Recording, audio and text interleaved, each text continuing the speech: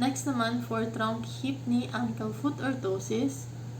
So, itong orthosis na to is usually ginagamit kapag yung patient is mas kailangan ng stability provided by HCAFO. It can be fitted with this kind of orthosis, which is the HCAFOs. So, this incorporates a lumbosacral orthosis, and then it is attached to HCAFOs, which is yung previous kanina.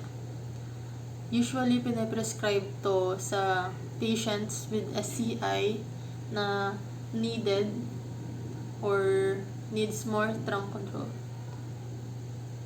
It was said also na it is seldom worn after patient is discharged from rehabilitation facility due to difficulty to don and is heavy. So, ayang nasa picture, usually hindi siya masyadong ina-acquire ng patient kasi dahil nga sa material niya and then